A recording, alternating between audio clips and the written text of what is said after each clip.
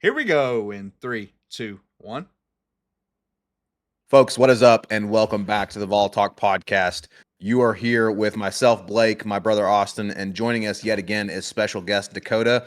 Gentlemen, welcome. We are here to do yet another episode on the hottest topic in the country right now when it comes to sports, which is NIL in college football and Nico Iamaleava.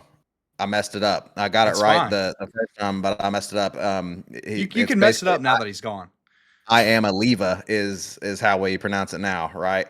And let me tell you, boys, look, Chick-fil-A is closed today, but as soon as that bad boy opens tomorrow, you bet your butt I'm gonna go to Chick-fil-A and I'm gonna make it a point to say no Polynesian sauce. I like it. Okay. I like it. Because we are here to talk about Nico and the situation that we've got going on. And y'all, it's pretty much everyone feels the same way. But hit us with one word description about how you feel about the current situation, Dakota. I think I would use curious. I'm curious because Curious of about. multiple reasons from our program perspective, college Mm, football perspective, transfer portal, a lot. I think curious sums it up. absolutely, Austin. Optimistic, brother. Optimistic. I love that. Yeah, I was gonna go a little positive as well. I'm gonna say proud. I'm proud of how the coaching staff and Josh Heupel responded to the situation. He remained professional, but dude, that's the kind of guy we want. He said no one's bigger than the power T, including himself, and that is absolutely the bottom line. So, folks, we're gonna get into all of this. Look, we really appreciate the support that y'all have had for our channel over the past couple days with this Nico situation. We had a great live episode yesterday as we broke the news about Nico. But just to give you a heads up about this show, we're going to dive a little bit deeper into this situation. We've got Dakota here to add some additional insight. And there's been new facts that have come out, Austin. There's, a couple things that you sent me earlier today that there's just, more and more facts coming out that we're going to have to cover. So we're going to get into that first to get y'all updated on the situation. And then we're just going to go into our thoughts again on the situation and what transpired, and then we're going to go into the perspectives from each kind of group that is involved in this situation. Right? We're going to go into the fan perspective, the coach perspective, the teammates perspective. Try to think about how do the teammates feel about this, and then finally other fan perspectives. We've been overwhelmed with support from across the college football world of people supporting us, and then we're going to go into the big question that everyone has, which is NIL. What is the solution to this NIL situation, and what does this mean for the future of Tennessee football, specifically at quarterback, and then the future of college football? Because, gentlemen, this could have been a watershed moment for college football. Dakota, I think it was a huge moment that I think we could be talking about for years to come. Absolutely, yeah. I was at the gym yesterday, and on NBC Sports, in the middle of a Premier League game, they had the breaking news panel running across the bottom over and over again in preparation for Heupel's press game conference after our spring game. So that tells you the volume of the event as much as it possibly can. No one in soccer cares about football, but they were plugging it there. Yeah, because it's a huge situation in college sports and sports in general. Because Austin, you and I talked about how this is the first time ever that a college athlete has been a holdout. And honestly, it didn't work out well for Nico. So, Austin, let's get right into it. Let's talk about the facts of what happened.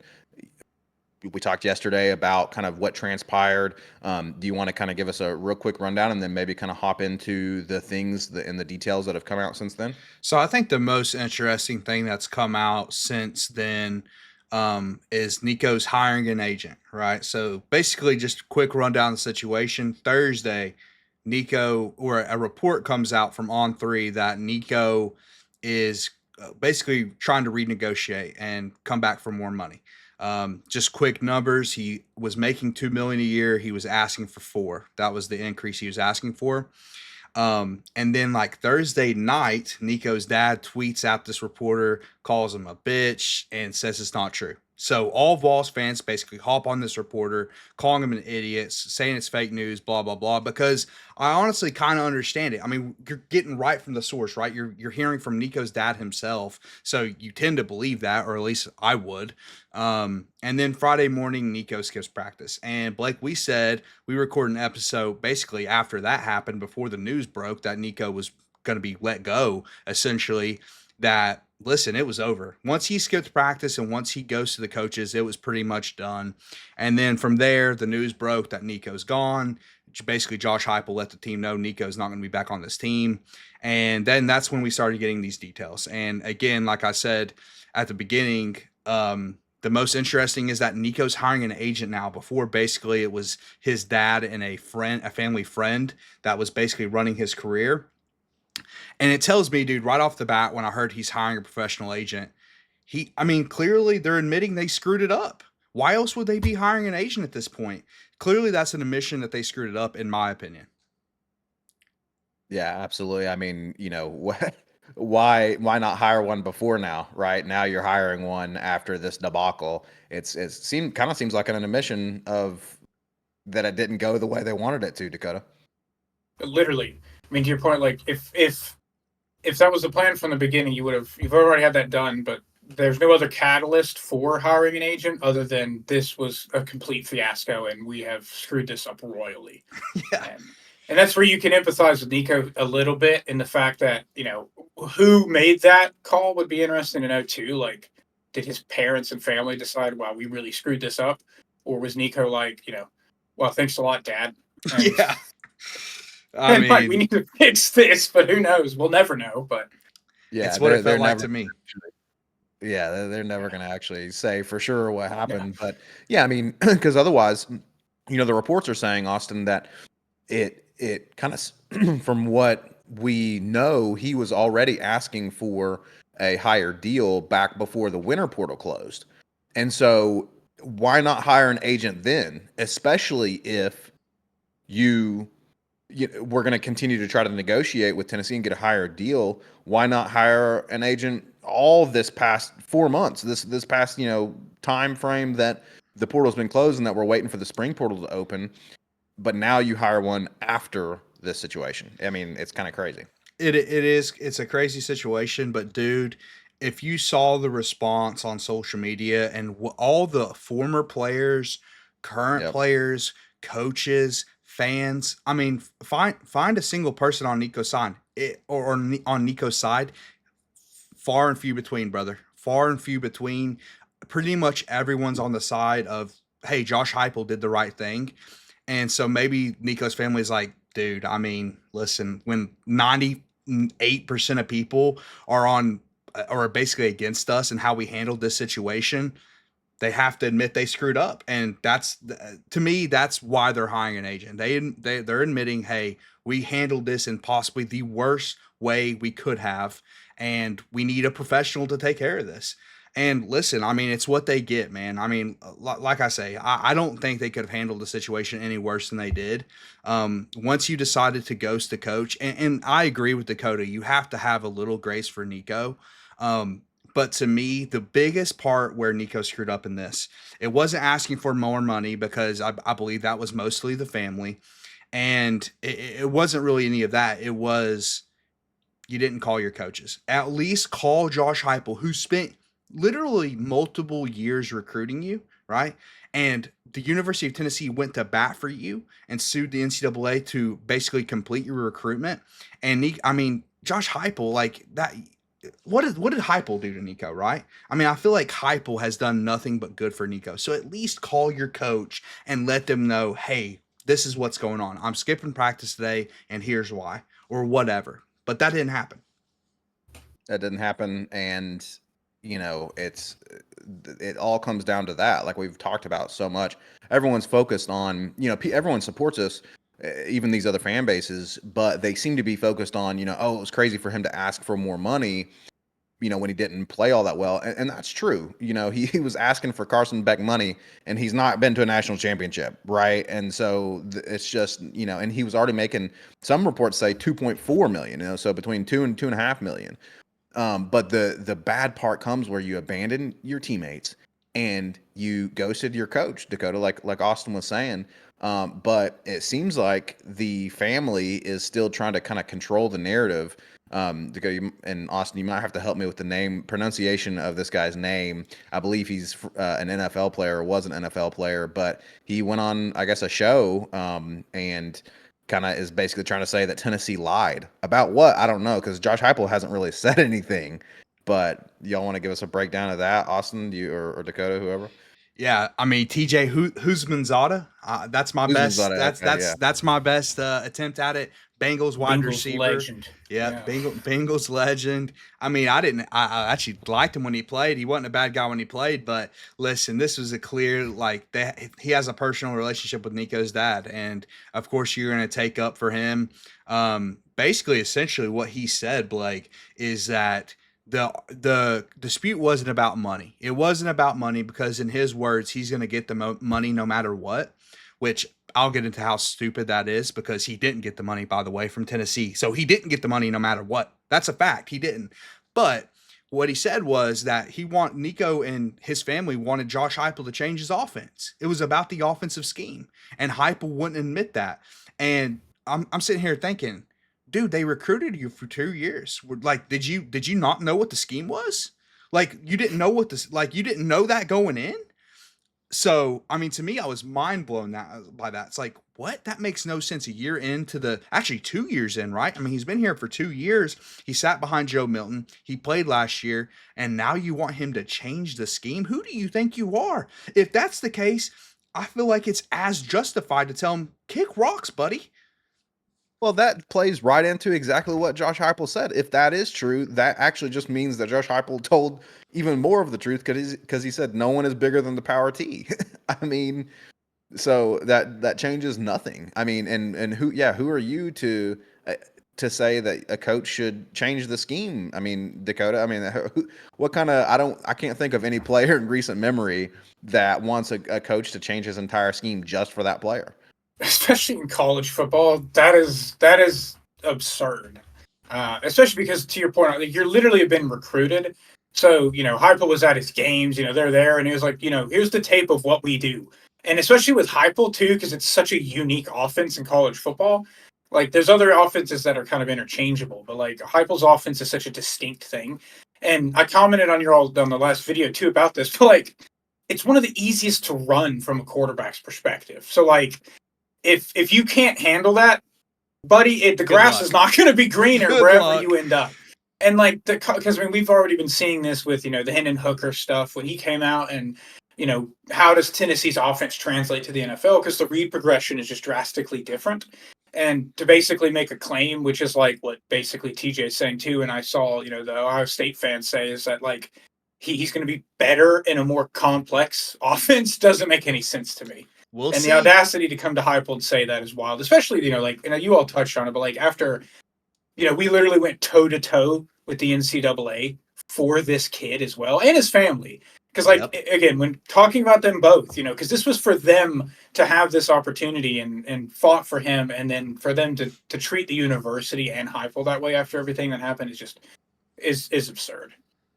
Y'all think that could be an admission on the family / Nico's part that they're a little worried about his long-term success and going on into the NFL, if they're concerned about the scheme and him, maybe they're admitting implicitly that Nico couldn't perform last year, and so they need some sort of drastic change in order to try to salvage the future of his success in the NFL. Austin, do you think that's a possibility? Well, dude, to me, when you've already made $4+ million in college, right? So it's not like Nico and his family's struggling at this point. They've already got life-changing money to a crazy degree since he's been in college. To me, if you're trying to double your salary, you're trying to maximize your college earnings. And one reason you would maximize your college earnings or want to maximize your college earnings is because you don't trust his long-term NFL potential. And that's what that was one of my first takeaways, right? Like I see that and I'm like, maybe they don't believe in Nico long term. Maybe they don't believe he can make it in the NFL and be a first round draft pick. Because remember, going into last season, Nico was A, in the Heisman odds, like fifth in the Heisman odds, and B, talked about for his draft eligible year, a potential number 1 overall draft pick. Like those rumblings were already happening, and outside of Tennessee too, not just here. So, and he clearly didn't live up to that. And I was going to get into this later, but I'll give you these stats now. So Nico versus FBS winning teams in 2024. 85th in QB rating, 88th in yards per attempt, 80th in completion percentage, 6 games, 5 touchdowns, and 3 interceptions against winning FBS teams. To me, Blake, I hear those stats, and the last thing I'm thinking is, let's give this guy a raise. That's the last thing I'm thinking, dude. Like, I'm thinking, well, dude, with this performance, I mean, is a pay cut in line? Yeah, are you worth what you're already getting paid? And I think that's where a lot of fans who are coming in and saying, hey, it's his right to ask for more money and da da. They're saying this on social media, and yeah, absolutely, he has that ability to ask for more money, but they're showing that they don't know much about his performance, right, Dakota? Because his performance was pedestrian at best in the SEC.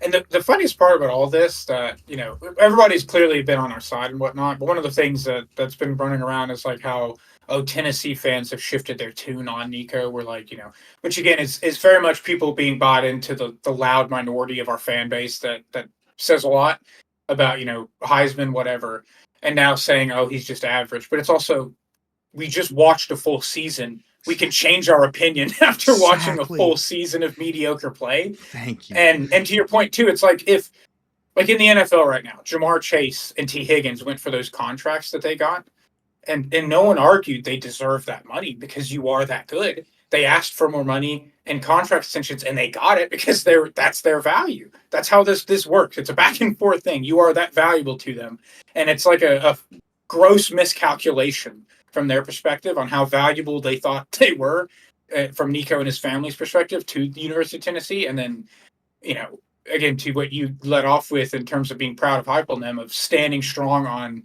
we don't think you're worth that, and we know that this entire fiasco is made you seem like you think you're bigger than the entire program, and you're not.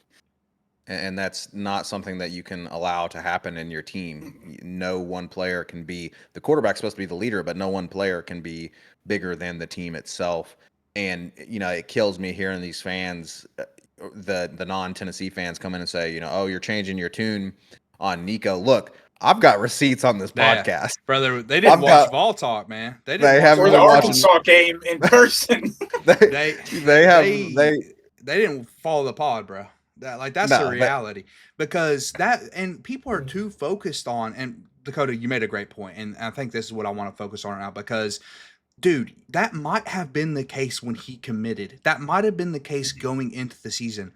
But we are allowed to change our minds. We just got 13 games of evidence, okay? And coming out of last year, it was a minority of the fan base that was saying, it was a loud minority on Twitter who basically, you don't even know who they are, right? They're behind profile pictures. They don't even say their real identity. And they're saying, oh, Nico's going to win the Heisman this year.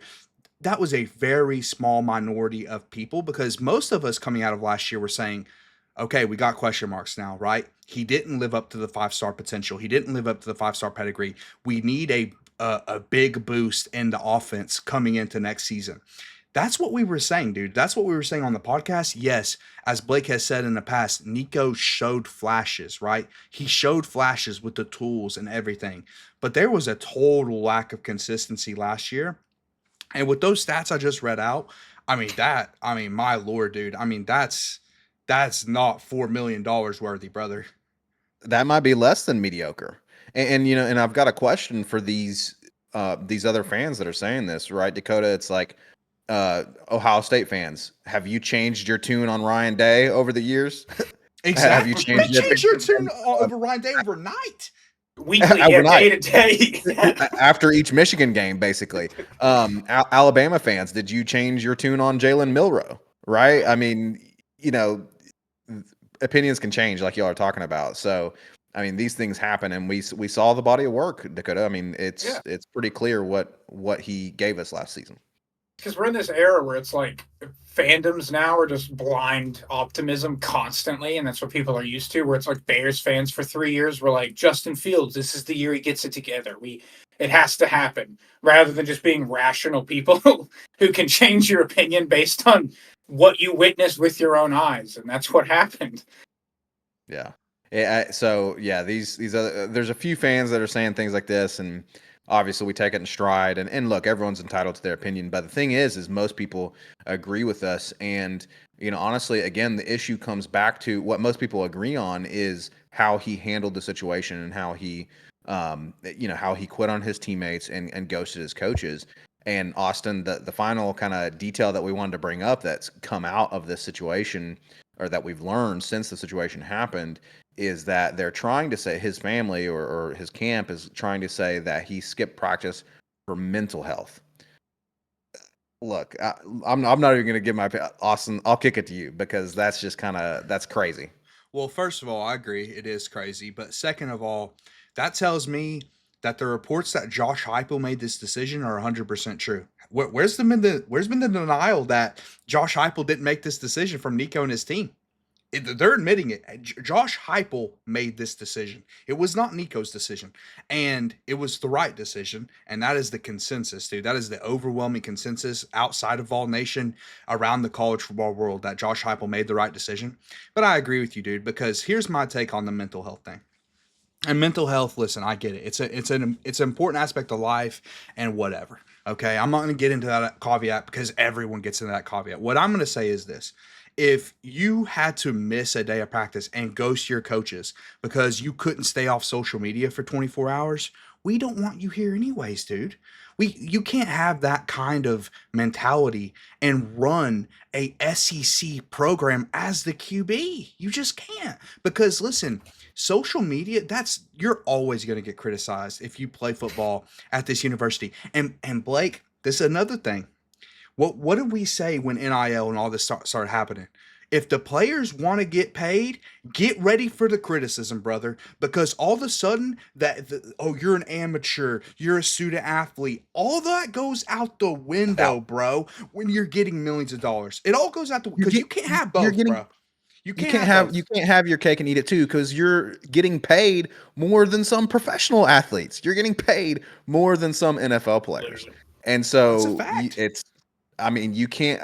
We talked about at the beginning of last season, or actually when we signed him for an $8 million contract over the course of 4 years. I was like, look, his butt, I don't give a dang about his grades. His butt better be in the film room each and every day, right, Dakota? I mean, that's the reality of the situation. When you're getting paid as a professional, you have to act as a professional. And there's never been a professional, especially a quarterback, who said, oh, sorry, I have to quit on my teammates and go home from practice because I couldn't, handle social media for a day.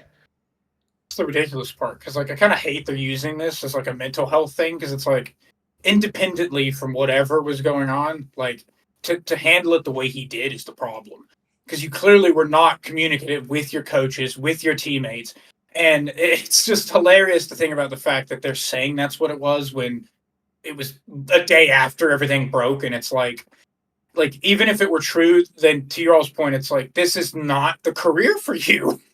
Nope. Like, if you can't handle the criticism you all were receiving for asking for more money after the season you just had, and that prevented you from being able to practice, then you will not be an NFL quarterback. Because when you go to the league too, like as you all talked about, like it is now much more open in college football, where if you're getting paid, you're going to get criticized more. That's a part of it. But if you think you have any hope at an NFL career because you can't handle the way that people talk on social media about it, you're doomed. Because Lamar Jackson's won multiple MVPs and he still gets trashed daily on Twitter. People thinking he's the worst. So it's ridiculous. That's what Twitter is, dude. Everyone gets trashed on Twitter, bro. If you exist on Twitter, or if you exist in the universe, someone's trashing you on Twitter, dude. It's like, if you can't handle that kind of stuff, delete the app. It's not like a hard solution, dude. It's not like, if you can't handle the social media, don't get on the app. It's that simple. Yeah, and even if that were the problem. Yeah, that you caused for social media to react to. Fair point. Well, that's exactly. You created the whole. You got to lay in the bed that you made. Yeah. But Austin, going back to your point too about ghosting the coaches, right? If that were true, let's assume it's all true, and let's assume, you know what? Let's assume that we're gonna have grace and say, you know what? Even as a professional athlete who's getting paid $2.5 million a year to play a game, let's assume, okay, fine, go ahead and skip out on practice for mental health, because you can't handle social media. Why couldn't you have texted your coach and said that? And the coach, Blake, that spent multiple years recruiting you, traveling to your games when you were in California, right? Traveling across the country to come recruit you, who sued the NCAA, who went toe to toe with the NCAA to get you here. That's the thing. It's like, and I talked about this last show, Blake. We're gonna be loyal to the people that are loyal to us, man. And that's completely fair. And Josh Heupel has been so loyal to Nico and so loyal to his family and has done so many things for them. And this is how you repay them. Really?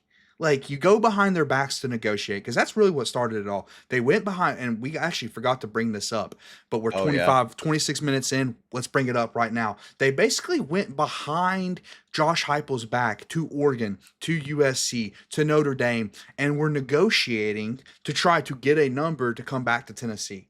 And the reason Tennessee found out about this and the reason it went public is because Dan Lanning, who, ton of respect for Dan Lanning, told Josh Heupel, hey, this is what's happening. He literally called Josh Heupel and said, hey, Nico and his family are looking to get more money, and they're going to other teams to find out what that number is going to be. And that's how the news broke. And dude, I mean, listen, it goes back to, they couldn't have handled this situation any worse. And like, how do you show a guy who's done nothing but good for you, or tried to do nothing but good for you, like, you show him that in return, dude? It's just, what a disaster. And again, that's where the issue lies, right? Dakota is like, asking for more money is one thing. When you had a mediocre at best season, that is one thing. It's a whole nother thing when you handle it the way he did. And this kind of goes into kind of this next segment that we've already been covering, which is kind of how we feel on this situation.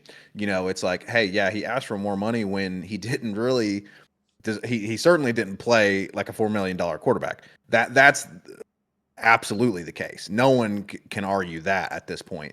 But the main issue comes back to, he's quitting on his teammates. He's ghosting his coaches. He's going behind people's backs. I mean, how would you want a person like that on your team?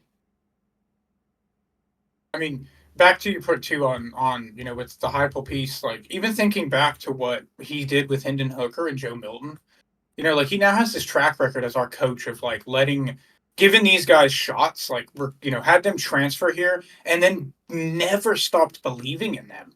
Like we started with Milton, and then the Hooker situation happened, and then he takes over. Joe Milton clearly loved Heupel enough to stick around through all of that, got his chance, and honestly played probably better than we thought he was going to, and got drafted because of it.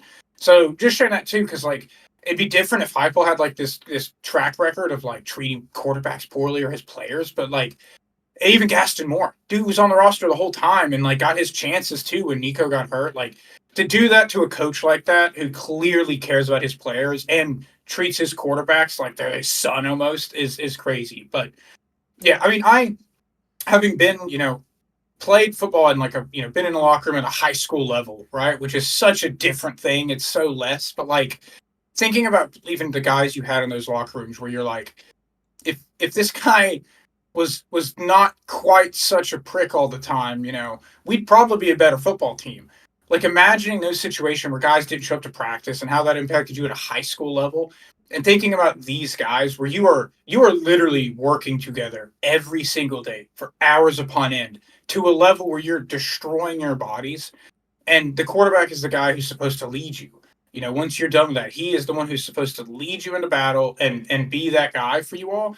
And I completely agree with what you all said about that was the nail in the coffin was the second he didn't show up, because those teammates and Ethan Davis, posted on his story, which I think, we'll probably dive into, but like, when he didn't show up to practice, those teammates, that was probably the last straw to them. And I couldn't imagine what it would be like for them. And like that feeling of having a guy like that essentially just quit on you, there is no coming back from that. I don't know how to be honest, and you all touched, I don't know how Nico could walk into that locker room again and talk to those guys in the same manner ever again. Like, you would have to I agree. fight tooth and nail to earn that respect back. So Blake, I have an NFL example of this, right? In a different way. But Anthony Richardson, I'm a fan of the Colts because of the great Peyton Manning. Anthony Richardson this year called to go out of the game, right? And that's very normal for position players, right? Dakota, like a receiver wants out of the game, taps his helmet, whatever, that's fine. Running back, that's fine. But the quarterback did it. And dude, the response from players, the current players on the roster like Ryan Kelly or the former players like Pat McAfee, the dude got totally eviscerated for it. Right? They had to bench Anthony Richardson because he called to go out of the game. The quarterback position is treated so much differently, dude. They are held to a different standard, and when you and plus you get paid more than everyone. That's a big part of it, dude. And they all know that. They all know you get paid more despite not being as good of a football player, right? They're just a more valuable football player. And I think Nico and his family don't realize that, right? You're not the best player on Tennessee. You're just the most valuable position just because you play quarterback. So it's just a very different position in that regard, man. Like they're held to a different standard. And that's why you don't see NFL holdouts from quarterbacks, dude. You just don't see it. You don't see that, even though you see NFL holdouts constantly. You see it from other players constantly. It's just you don't see it from high profile quarterbacks because, again, they're held to a different standard. And clearly, Nico and his team didn't realize that. And as you said, Dakota, and as we've said multiple times, and I think what a lot of fans don't realize, because listen, people ask for more money all the time. I believe Mike Matthews asked for more money, or maybe he didn't. I don't know. You don't get all the details on these things, but people ask for more money all the time. That wasn't the only issue, right? That wasn't even the main issue. What was the main issue, and as Dakota said, the nail in the coffin was when you skipped practice. And that ended it right there. That ended it right there. It was done. And we said that, Blake. We said that on the episode that we recorded before the news broke, that it was done after that. And go ahead, Dakota. Sorry. Yeah, I was just saying real quick. I would love to know the optics too from the teammates' perspective, because obviously they're on social media too, so they knew what Nico was making before this. So that's the other aspect too of like watching that guy clear, because that's the other thing too is even before all of this happened and he did leave, I would have loved to known what the locker room was like, where you have a guy who's making way more money than anybody there, who's concerned about making more money while they're all trying to get better for this next season, and them having to deal with that too. Because you're like, we're a team, you're supposed to be leading us, and you're caring about increasing your salary essentially for this team, while we're over here busting our butts, making nothing compared to that. So I would love to have known those optics that moment when he didn't show up too, because I'm sure tensions they were probably not great.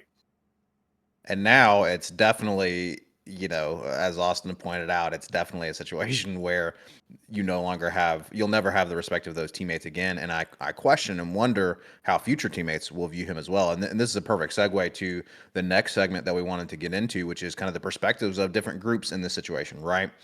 So real quick before we get into that, I just want to say thank you again for everyone who's supporting the channel. If you're in this far, hey, look, just take 2 seconds, drop us a subscription, turn on notifications so you can be notified whenever we drop a new episode. We post weekly, and so we always drop some good content for y'all. Follow us on socials as well. We've starting to grow our Twitter and our Instagram, so we'd really appreciate y'all supporting us on the socials as well. Again, perspectives, right? And we already kind of started talking about the teammates' perspective, so let's go ahead and jump right into that one, because we've talked about fan feelings and at least UT fan feelings. And the thing is we've kind of shared all of our feelings. And again, the vast majority of UT fans feel that way, right? From what you see on social media, from what you hear from your friends. Now, some people have worries about the future of quarterback. They're worried now that we're missing Nico.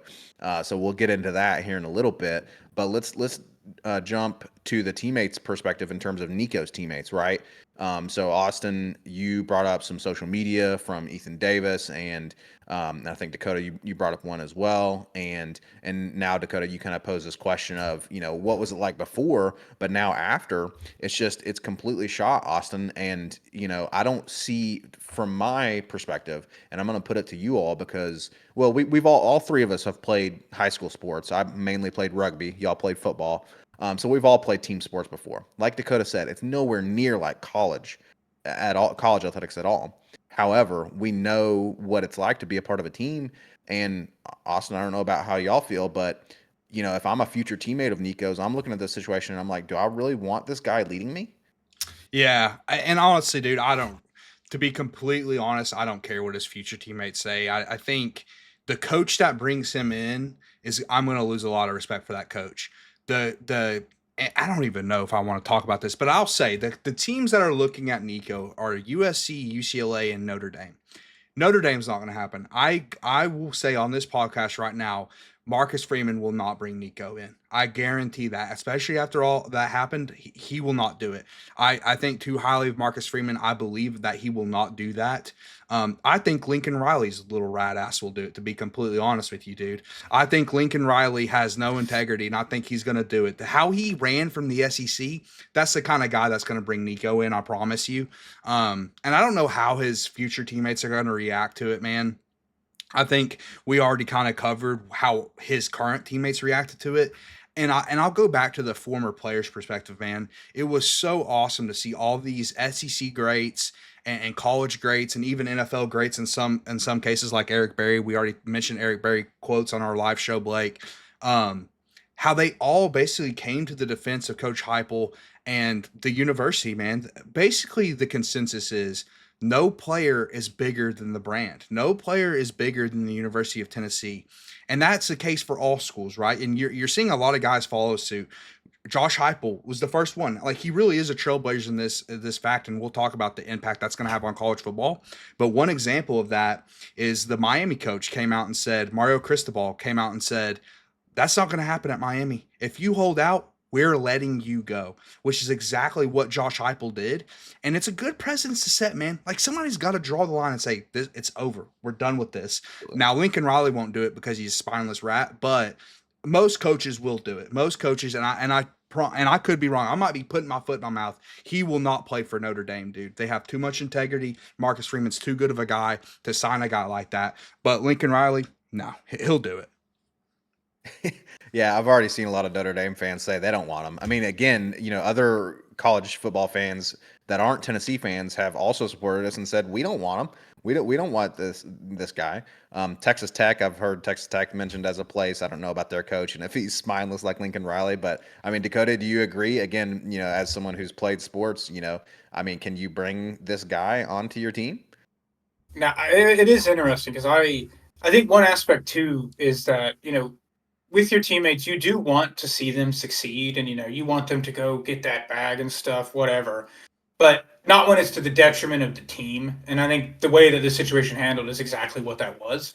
Like, had this gone completely differently, his teammates probably would be fine with him and everything. But like the way that it was handled is specifically the issue, which you guys have touched on multiple times. And personally, probably not. I don't think, to be honest, and it's another thing that kind of comes with not to call them out, but the Dion and Shadur stuff a little bit though is that you're also taking on more than just the player.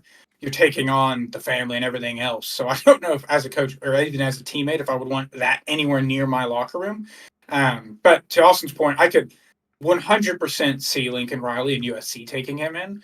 I completely agree on the Notre Dame front because this would be quite the shift for them as a program where they went from getting guys like Sam Hartman and Riley Leonard out of the transfer portal, who were dudes that played at lower end ACC schools that worked their tail off to earn a transfer job, starting job at Notre Dame.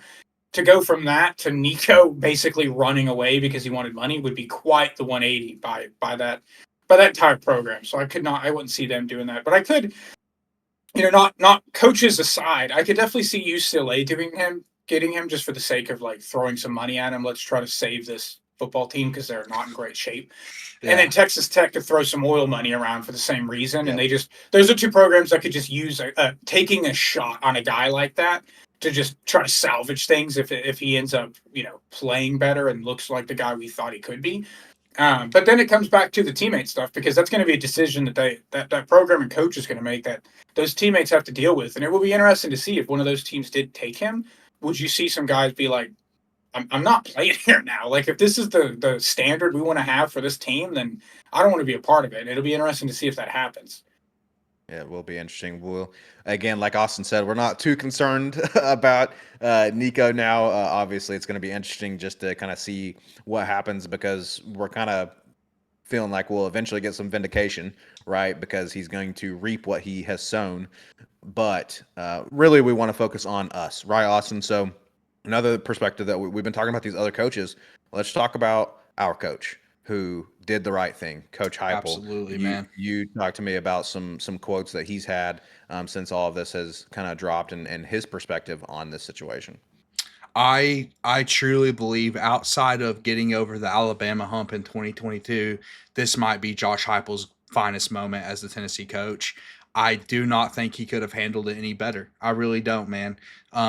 He made a quick decision, which was a hard decision. We just got done talking about how much investment that he's put into this young man and the monetarily as well. So much investment, and he pulled the band-aid, dude. He made a quick decision that was right for the locker room. Because listen, like, how embarrassing would it have been had if we paid Nico? That would have just been a complete embarrassment, dude. And I mean, we would have been a laughing stock because 90% of the fan base would have like basically been rooting against them at that point, anyways. That's how most fans felt after he skipped practice and that whole debacle. So Coach Josh Heupel could not have handled this any better. And his emphasis was no one's bigger than the power T, not me. And dude, it's so funny, Blake. One of the things I said on our live stream was, dude, the University of Tennessee is going to be playing football 100 years from now. Exact same thing Josh Josh said that Heupel too. said. The exact same Yep. thing, dude. He was like, dude, the University of Tennessee is going to be playing football long after I'm gone. Right. And he was trying to be humble and put it from his own perspective and say, hey, even after I'm gone, even after the coach is gone, the program's still going to exist. No one player is bigger than the program, and Nico and his family clearly like didn't realize that, and I guarantee they did not realize the pushback they were going to get from everyone. Like just go look at anyone. Like the response, they did not expect that. I guarantee that. Yeah, because I think I think Dakota, you brought up usually, especially other players, are going to be okay with a player trying to go and quote get that bag, right? They're trying to, they're okay with him trying to get paid, right? But then as soon as you abandon your team, and it was just such a terrible call from his family or whoever advised him of that. And I think Austin's right that they probably they thought it was obviously they thought it was the right move, and hey, look, maybe he gets paid somewhere else, and maybe they continue to kind of stick to their guns and say, hey, this was the right move. But at the end of the day, everyone can see, and thankfully our coach could see that that was not the right way to go about it.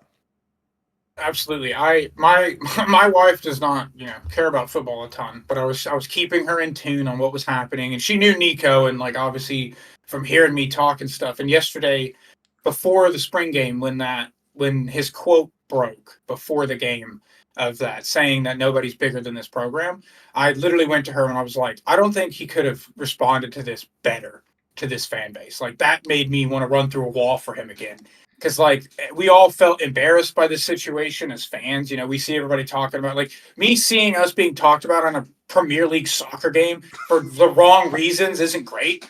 But to see how people react that way gained even more respect for me because it is. I genuinely don't think he could have done it better because he also kept it succinct to a single point like that and didn't go on about it. Didn't share more Didn't details than drag needed. Nico. Exactly. He didn't. He was all he said is nobody's bigger than this program. We have guys in there who are willing to give their all for Tennessee. He gave credit back to the teammates that clearly were affected by this, which I think says that as well, that he knows those guys in that locker room, they were affected by this. To Austin's point with Mario Cristobal, I think a lot of people around the college football landscape just saw what Heupel did and are like, wow, that that was a monumental moment in this entire situation. I think Heupel turned it into a positive. I really do. That's why my one word was optimistic, Blake. He turned this into a positive because this genuinely, dude, I do not think this is a hot take. This could change the course of college football. It Yes. really could. It could change the course of college football. And I think it's best for everyone involved. It's best for the sport, it's best for the players, and it's best for the universities. And yeah, man, like he legitimately could not have handled the situation better. Like Dakota said, they're like, it was perfect. The way he handled it, the decision he made, how he handled, because listen, we haven't been the nicest to Nico on this podcast, but we have a podcast. Josh Heupel is trying to get other recruits, right? He can't go drag Nico, so he handled it as perfectly as he could have, dude. Yeah, absolutely. He remained professional, and that's what you expect out of a grown man and a coach, right? And honestly, I hope that Nico can one day look back at that and use it as a model and say, you know what, I didn't finally recognize that he didn't handle it correctly, and that he should have been more mature and at least communicate with his coaches. And he can at least hopefully look back one day and say, you know what, Coach Heupel, he did look out for me, and he didn't drag me when he could have. He handled it professionally. So, and the thing is other, again, we've talked about other fans agreeing with us, and this is the last kind of perspective that we're going to talk about is it's not just Tennessee fans. Again, there's a couple naysayers who are coming in and saying, you know, they don't realize how mediocre Nico played last year, so they're like, you know, they don't understand, how, you know, why it was kind of so crazy for him to ask for more money. And then there's, you know, a couple people who are sticking to their guns about, you know, whatever, and players, you know, wanting to get money, and that's fine. But a vast, overwhelming majority of fans, including people who hate Tennessee, Gator fans. The great Josh Prey. I don't know if y'all follow Josh Prey on social. He's a comedian. He's a Gator fan. He loves Tennessee though. He's been talking Oh about the yeah, I know that situation. guy. Yeah, Alabama fans. You know, people who do not like Tennessee. They at least specifically with Heupel too. They say, hey, you know what? This is a huge moment for a coach to say, you know what? No, this is not how college football is going to be. Where people hold out, Austin. That's just not what college football should be about. Well, dude, it's almost frustrating because we see like a 90% consensus on, okay, we like how Tennessee handled the situation. But yet we can't change anything. What's 90% approval rating right now in America? Nothing. I'll tell you, nothing. It's like everyone's so divided, whatever. My point is that everyone feels the same way about NIL. Everyone feels the same way, dude. The coaches, the fans, like maybe not the players, but if the players realize that it would be better for their long term, they would. Here's the deal, man. Nobody can change it. Like nobody can change it. It's like that's the most frustrating part about it. Like Heupel was asked in the press conference, like, "Oh, would you change anything about NIL?" And I mean, he like laughed. He was like, "We don't have enough time for me to go over all the things that me and all the coaches would change about NIL. We don't have the time." And the reporter compared it to, you know, you can't get the toothpaste back in the toothpaste container, right? It's like it's out now. We just have to basically find another bottle of toothpaste. We have to redo the whole system because like how far we are into this NIL situation, man. It's just such a mess. But like I said before, I think Heupel putting his foot down in this situation could lead to a change that we've all been wanting for so long. Well, let's hope so, because something does need to change. Otherwise, the sport as we know it is going to be dead. It's already dying in front of our very eyes in terms of how we knew it before. And so, this is a perfect segue into our kind of final segment overall, which is the future, right? So, we're going to talk about the future of NIL and the transfer portal, and then we're going to talk about the future of our program. We're going to speak to some of your fans, those fans out there who are concerned about our future at quarterback. We're going to be okay. Spoiler alert. We're going to talk about that, and then just the future of college football. But yeah, I mean, Dakota, you know, everyone recognizes that there are issues with NIL, and several of us have ideas for solutions. It's just a matter of like the NCAA has no power. They're spineless. They're a terrible organization. But I mean, you know, you and Austin both, and all three of us, we know several different ways that NIL could be fixed. I think perspective that helps too is like, you know, recency bias dominates most things in our life now, right? We always take us on like the now and what just happened. And I think understanding what college football was pre NIL is also important to understand like where we're at, what got us here. And I took a issues in collegiate athletics class when I was in college at UT, and that was pre-NIL. And in that class, Cortez Sapp, Vols, legend linebacker at the time, cool guy, he was in there.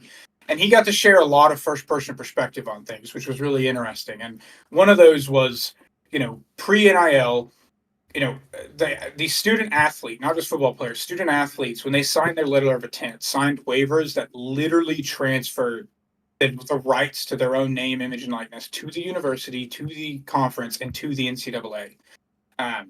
And they, for zero compensations, like anytime you saw a guy pop up on an ad for whatever company, they probably never even talked to that company. The NCAA handled that. So that was the state pre all this. And I think, some people would probably still say that that's fine. Nobody's talking about paying players from the university perspective. This was purely from owning your own name, image, and likeness, right?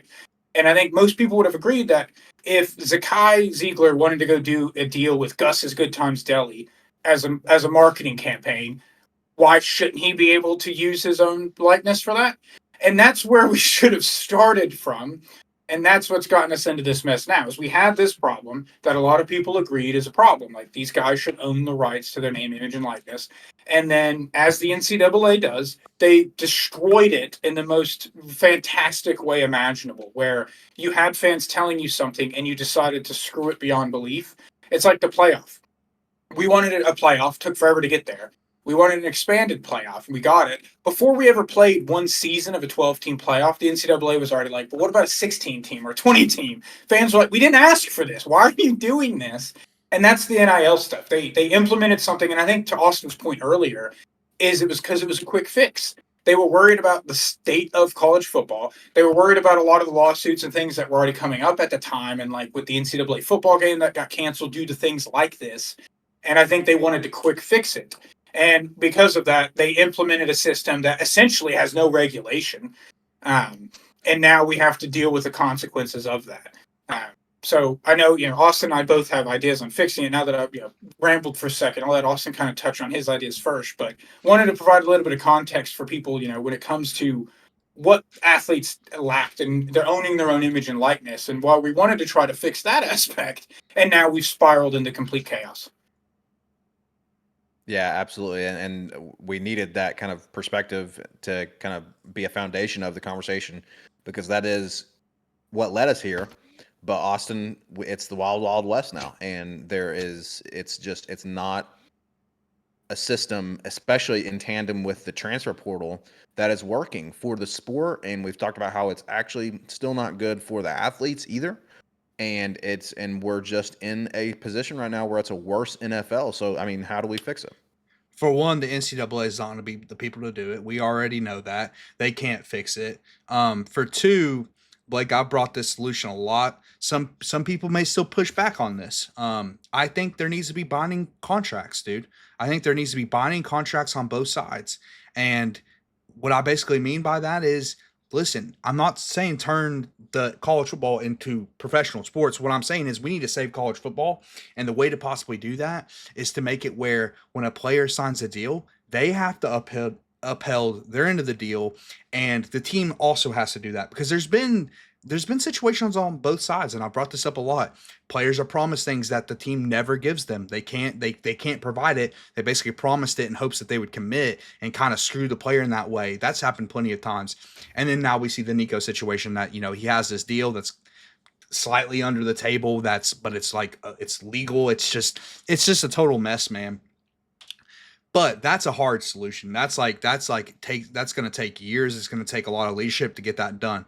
One thing that I think would plug, kind of like stop the bleeding in a way with the portal, is simply go back to the old transfer rules, right? Simply go back to where if you transfer, you have to wait a year before you can play.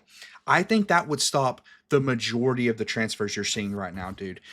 Because what happened was such a crap storm, because as kind of Dakota alluded to, the NCAA started to realize, okay, the SEC and the Big Ten are starting to do some things that, like, they realize, they can just do their own thing. Like, that's really how the playoff was created. Like, the NCAA doesn't even have their hand in the playoff system because it was the conferences who said, okay, we can do our own thing. And the NCAA started to realize that, wait a second, people are realizing that we have screwed the sport for so long for our benefit. We've screwed the players, we've screwed the fans, we've screwed everyone for our own benefit. So they said, okay, here's NIL. Are you happy, players? And then they said, okay, here's transfer. And really, dude, part of the transfer rules, I think they were trying to do that to benefit the fans because a lot of fans were upset. It's like, okay, this guy transfers, but we want him to play right away, whatever.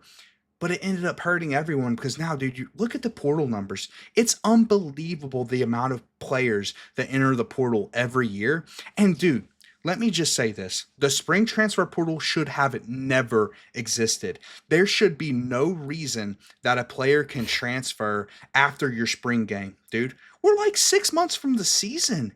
And we're about to listen. We're going to get into this. The future at quarterback. We might benefit from the spring portal.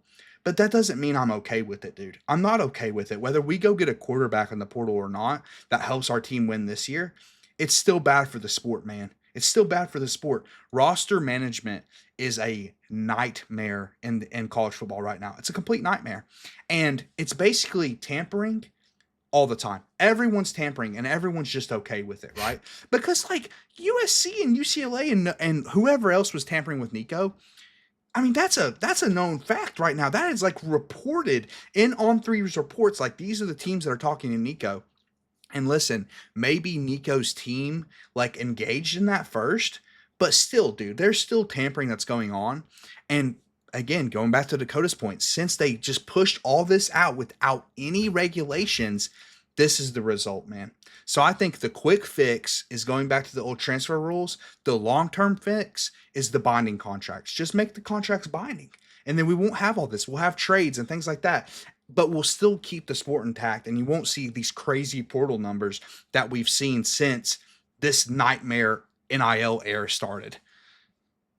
Yeah, you brought up that Alabama player, Austin, that transferred and then within the same season transferred back. And it's just, I mean, there's complete chaos, right, Dakota? And there has to be some sort of structure in order to keep the integrity of the sport intact. And ideally, it doesn't matter now, but ideally, when they launched it all, what should have just happened is that the universities played no hand in it.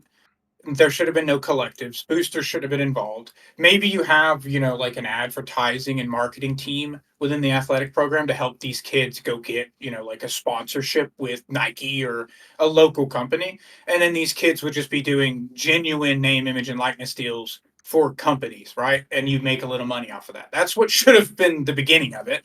And instead, Austin's talking about with the collectives at the university level, that's now where we're at, where the universities are the ones handing down this money, and it is hard to undo that. I completely agree with Austin. I think the portal is the easiest way to resolve this right now.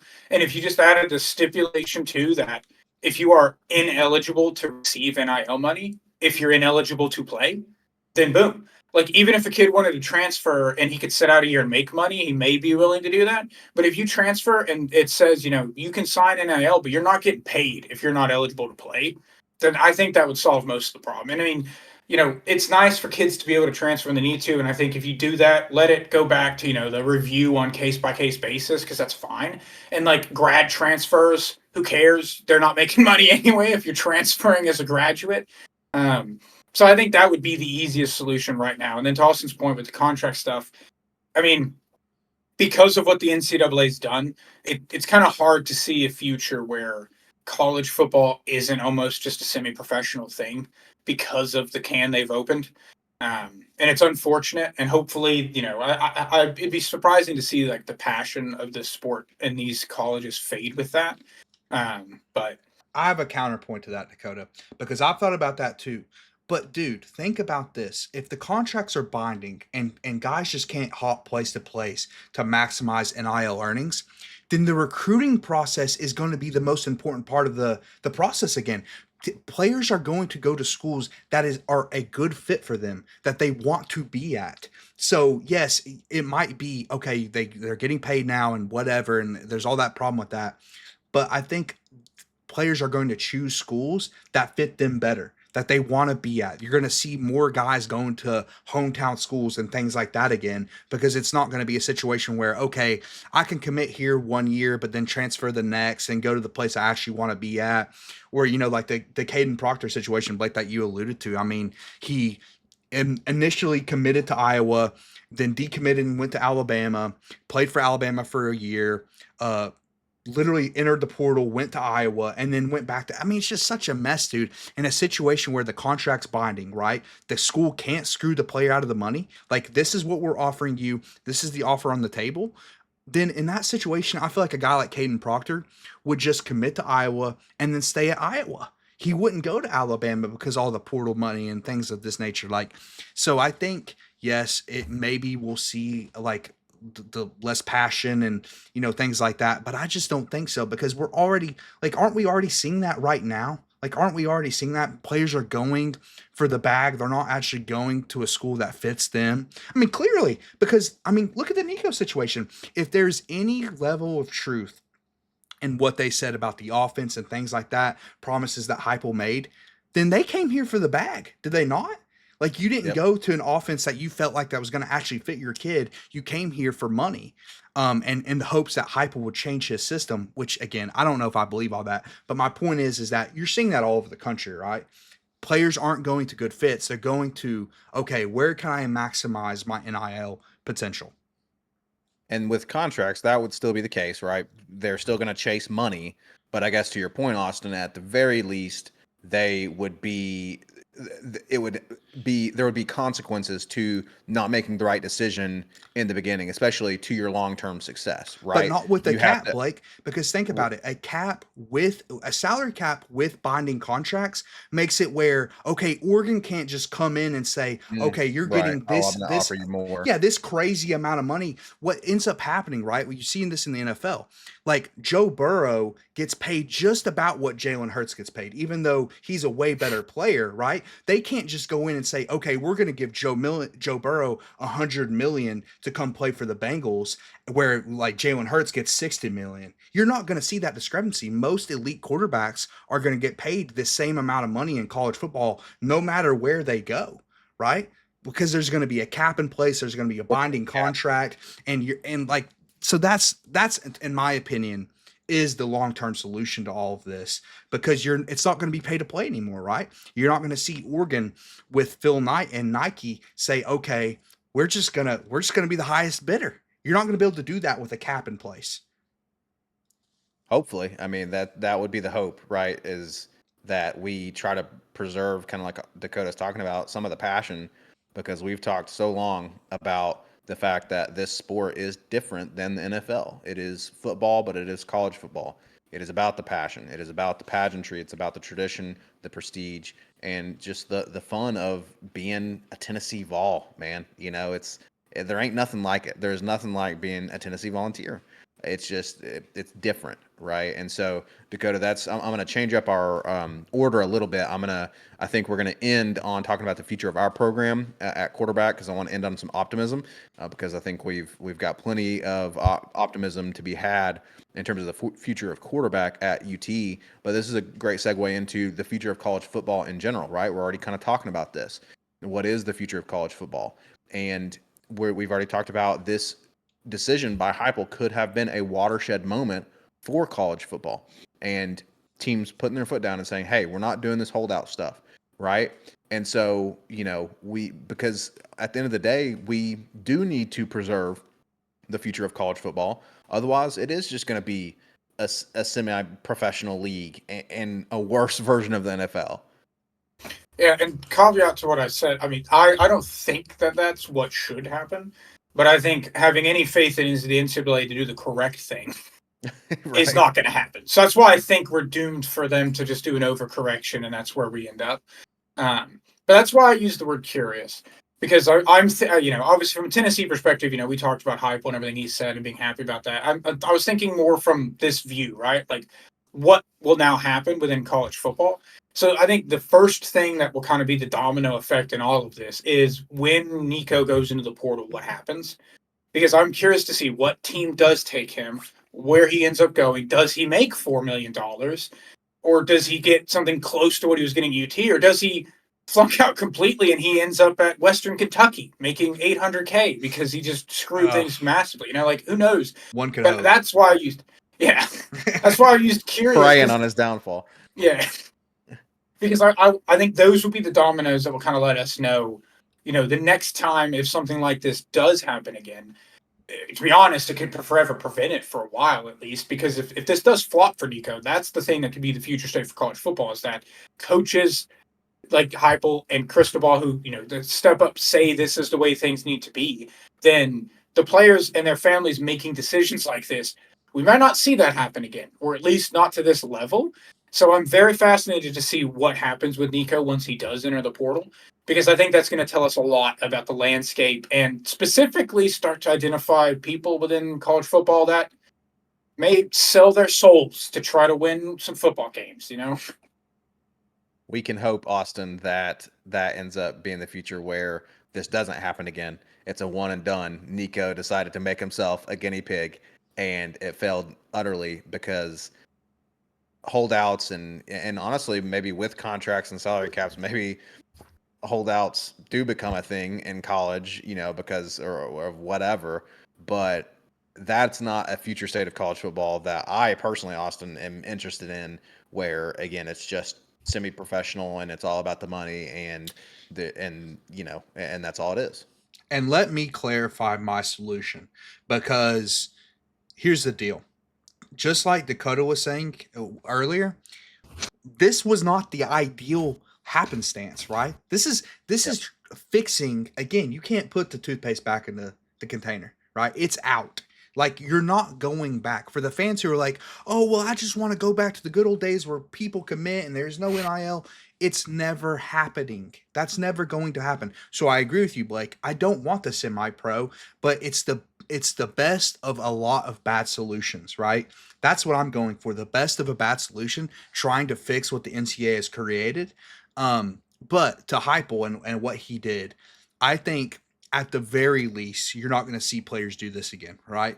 Because other players are on social media too, and other players are seeing how Nico is being treated and just the pushback from all of this. So I think it's at the very least going to prevent holdouts and hold-ins or whatever. But it could do even more, right? It could put, and I'm not saying that I'm not for, players having some level of power. I just said they think they should have a binding contract. There's really no more power that you can really get. But I think it is good that a university and a coach is putting their foot down and saying, listen, we're not going to give in to NIL demands. And I think it could be a shift in general, right? And I don't know what, like, who's going to get together and actually fix it. Because the NCAA, I already said the NCAA is not doing it. Like, that's not happening. The question is who is going to do it. And that I don't really know, but at least, like, the mindset's changing, right? We're not just going to let players and their family, let's be honest, greedy families, right? Because $2 million a year is not chump change, bro. Like, you're getting a great amount of money per year. And their greedy families basically run the sport. We're going to put our foot down. You already have NIL. We gave you NIL. We gave you open transfer access, whatever. So yeah, I mean, at least that's at the very least the result of what Heupel did and said. You have to draw a line somewhere, and thankfully Heupel drew a line, at least for our program, because again, Austin, you're talking about greed, and we're all humans. We're all going to have greed, right? We have all experienced it. Everyone wants to make money. We're not saying that we're faulting anyone for wanting to make money, right? But we also don't want an entire sport to be held captive and hostage by the greed of, like you said, Austin, these families, because at the end of the day, and I'm going to be a bit of a boomer here, okay, but pre-NIL, they were already getting completely free education. All of their meals were paid, all their housing was paid, and they get stipend money on top of that. I've worked in financial aid before. I know how it works. They get their total cost of attendance, which includes getting some spending money essentially too, right? And you're getting to play a sport and then have an opportunity to go on to the NFL. So we're not going to get into that debate, but at the end of the day, like you said, Austin, you have NIL now. And so where do you draw the line? Where do you say enough is enough? You've got NIL, you're making 2.4 million a year, and then you didn't play well, and now you're demanding more money and you're holding out. Like there has to be a line drawn in the sand somewhere. Another great outcome from this is something Dakota touched on. We're gonna see what coaches like are gonna sell their soul, and I already said it. It's gonna be Lincoln Riley. That's my prediction. That's gonna be the first guy that says, "Hey, you know what? I don't care. I'm just, I'm trying to not get fired. So let's take a shot on Nico." Good luck, man. I mean, hopefully he can do better than 5 touchdowns and 3 interceptions against winning football teams. My guess is he probably won't, but that's just my guess. So yeah, man, I think good is going to come out of this. That's why I am optimistic about it. I think good's going to come out of it for the sport. Um, and listen, for our program, it's still a question mark, dude. Listen, we don't know. I don't know if we have a quarterback better than Nico on the roster.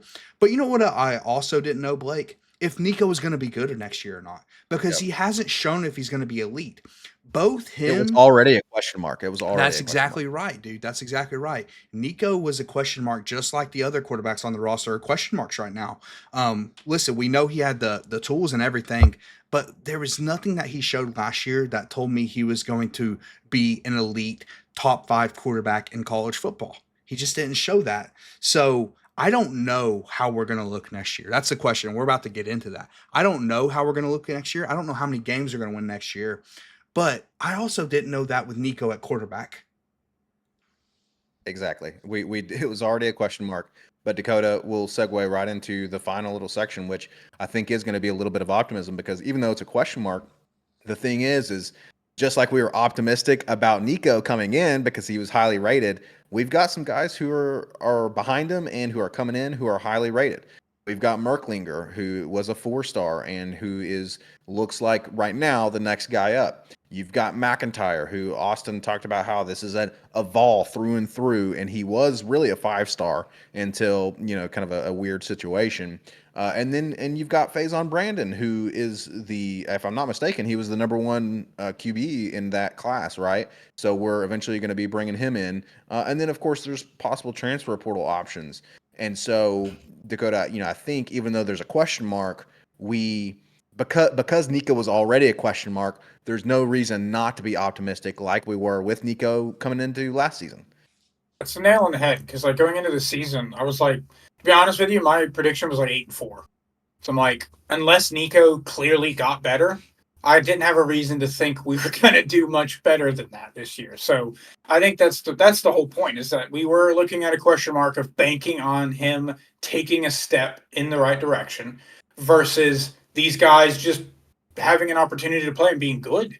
And I didn't go to the spring game yesterday and get to see a ton, but Nathan was there and said that McIntyre looked pretty good while he was there, but at the very least, Jake Merklinger has a very memeable name, and everybody call him Jake Merkslinger already. So I love that. I love it. And that's the thing. That what I think too, regardless of what happens with whatever quarterback we go with, one thing that this fan base has the opportunity to do, and we do it well anyway, is support our own. Like you all said, you support us, we are going to die for you. And now's the time to come and flock. I want to see that. I want to see people hyping up Jake Merklinger. I want to see people go say he's going to win the Heisman. I don't care. Go let those fans do that. But I want those guys in that locker room and those guys who were behind Nico waiting for the opportunity to feel like this fan base believes in them, lift them up, and let them think they could go out there and be our guy because they could be. We don't know. They were both very highly touted recruits. It's a very lukewarm take, but we don't know. That's the reality. We don't know. Like it's a projection. It was a projection either way. And yeah, Nico's highly rated. So if I'm gonna take a chance, I'm taking a chance with the tools guy. But with everything else, I would rather take the guy that wants to be here. Like whether you have more tools or not, I would rather take a chance on Merklinger or McIntyre. Now I think if like you said, Blake, if it's gonna be a guy on the roster, it's gonna be Merklinger. He's already been here a year. His body's already more developed. Like McIntyre looks like he is like 150 pounds soaking wet. But he's a guy who has the tools, man. He was a 5-star at some point, so he's got potential down the road. I just don't think it's a good idea to play him as a true freshman. But another question mark, man, which this has been reported by On Three. It's been confirmed by Josh Heupel. We're going to target a guy in the portal. The question to me is whether that's going to be a starter, like we're going to get a Right. starter, or are we just going to get a third guy for the roster? Because right now we only have 2 scholarship quarterbacks on the roster. Yeah, exactly. That's the question is, what kind of guy are we going to go get? And there have been rumblings that some big names would hit, right? Dakota, Austin, I think one of you brought up that there was a kind of a highly touted guy that there's rumors that he might hit the portal, and so there's options, and maybe we do go out and get a number one guy, or maybe we end up with a quarterback battle like we've had in the past, and we see who rises to the occasion. But at the end of the day, there are options. There's absolutely options. And boys, look, the bottom line is 2.4 mil just opened up. So we've No got question. we got a checkbook that, can bring in someone big, right, Dakota? Absolutely. I mean, that may be the selling point that some of these guys we talked about, like one of the names, and again, it's not insinuating these guys are going to end up in the portal, but just names like Avery Johnson from Kansas State, who we would all love to have here. As Austin pointed out pre-show, that a guy Heupel recruited. Um, having seeing that money open up, you may be sitting there wondering, okay, if I did enter the portal, what could I make? Because I mean, all things considered, he had a better season on a worse team than Nico did last year. And then just other names too on guys that, like, again, no reason to think they might jump in the portal, but Kevin Jennings from SMU, and Sam Levitt from Arizona State are ones we chatted on. Both are which guys that led their team to the playoff last year, just like Nico did. Um, and I think would both be, excited about an opportunity to come to a bigger program. And no knock on SMU or Arizona State, but if you could come finish your career at Tennessee, especially after seeing, one of the things these guys are going to be thinking about is that, you know, both of those guys are guys who've been in college for 3 years.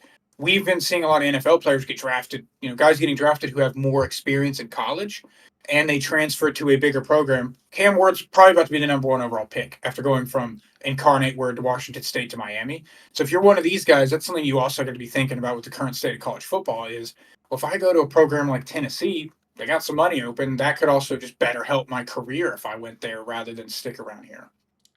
Especially with Heupel's track record at getting quarterbacks drafted. To your point earlier, Dakota, that, let's be honest, in different situations may never get drafted. We're NFL guys, dude. We follow the NFL religiously, and I love Hendon Hooker, man. I'm literally looking at a Hendon Hooker autograph poster on my wall. He is a VFL, Fall for Life legend. But I'm just saying, in a different situation, it's possible Hendon Hooker never gets picked. And he was a 3rd round draft pick. And same for Joe Milton. He was a 6th round draft pick. He may have never gotten picked if Heupel didn't develop him and help him out. So I think we are a interesting landing spot for a guy in the portal. And going back to the On Three report, basically what Andy Staples from On Three said is it's a big name. Don't be surprised if it's a big name that was not expected to hit the portal. And all the guys we listed, like right now, the expectation is they don't hit the portal. So they would fall into that category of a guy who's not expected to hit a portal, who's a big name. And as Blake pointed out, 2.4 million just opened up on the books. And listen, it might be 4 million. We might have paid Nico 4 million had he not acted the way he acted and his family handled the situation the way they did. So we got the money to spend. So if a big name hits the portal, it will be interesting. But I still don't think it's out of the possibility or out of the question that when Heupel said we're getting a portal quarterback, it's not exactly a starter, or maybe it's a guy that's going to compete with Merklinger and just compete for QB1. Blake, you pointed out that gas pipe's still in the portal. He knows the system. He could come here to be a backup. But if I'm being honest, I would love to go see us get a guy like Avery Johnson and bring him in, because if we get a guy like that who's already proven, who was better than Nico last year, then all of a sudden I'm pretty excited for 2025. Yeah, there's definitely a lot of options like y'all have laid out, and so there is reason for excitement because yes, it is a question mark, but again, why not be excited about the possibilities? Because at the very least, we know the alternative was having a guy who ended up being a snake in the grass. And at the end of the day, whatever it might be, the Vols are going to be okay, baby, because all they got to make sense of is go damn Vols. Okay, it doesn't Agreed. matter. It doesn't matter who it is. We get a guy in here who wants to be a Vol, and we're going to be okay. And so I think at the end of the day, there is reason for optimism, and we're going to move on, and it's going to be a okay. Do you gentlemen have any final thoughts on this whole situation, the future of college athletics or UT and our program? No, man. I think the situation was handled beautifully by the coaching staff. And I, again, to reiterate about the future, I don't know what we're going to look like in 2025, but either way, we're going to cover it. We're here on Vol Talk, baby. We're going to cover it all the way along. And yeah, I'm still optimistic. And just Yeah, to throw like another name go out there that you might see if we end up getting him, but we talked about it pretty sure that Jaden Rashada is in the portal right now. He's been in there for a minute. Wouldn't be a great option, but to Austin's point of it could just be a guy to come add some depth too. That could be a name where the guy who's been in there, he jumped around from Arizona State to Georgia. But yeah, overall, again, I think we could have come out. There are so many ways this situation could have gone. And if Heupel didn't do what he did, we could have very well been sitting here in an embarrassing manner, Mhm. where people are laughing at us, which we're used to as Vols fans. That's nothing. But we could have been a laughing stock. But instead, we're like, you know, we're kind of revolutionary to a degree right now in what Heupel did. So I'm a rare optimistic person, but I was already hyping it up in our little Twitter chat of like, how beautiful it'd be if Merklinger leads us to the playoff next year and we're just, you know, the beautiful scenario like that. So I And think, Nico goes 6-6 with USC. God, nothing it, would make me it happier, goes dude. exactly. Yeah. And then we win a playoff game or two. But yeah, overall, I think I'm excited to see what happens. And, Ethan Davis's Instagram post with, him hugging Merklinger also says a lot where it already seems like that's enough for us to say that these players like playing with a guy. So if he is our starter next season, the players are behind him. Obviously, Heupel's behind him enough. So, no reason we can't be. So we'll see what happens with the portal and who is our guy. But either way, it's gonna be go big orange. That is absolutely right. Either way, no matter what happens, it's going to be go big orange. We got plenty of opportunity, and who knows? We could, like y'all said, go on to win a couple playoff games this coming season, and make a run if we get the right guy. Regardless, it don't matter because go damn Vols, right? So, folks, we've really appreciated y'all's support again for this podcast as we've covered this Nico situation. And so we hope that you'll stick around, especially if you've made it to this point in the podcast. Go ahead and give us a subscription, drop us a like, drop us a comment. That would be great. If you could do that, that would really help the algorithm. And we have been just enjoying growing this podcast so far. So Dakota, thanks for joining us again. Austin, as always, it's been fun talking about the situation in Tennessee volunteer football. Look, we're going to be coming at you with our regularly scheduled programming. Okay, we're going to cover the base Vols. They just had a huge series win against Ole Miss today, so we're going to be covering that tomorrow or early this coming week. So join us then for that. Until then, folks, as always, go Vols. GBO.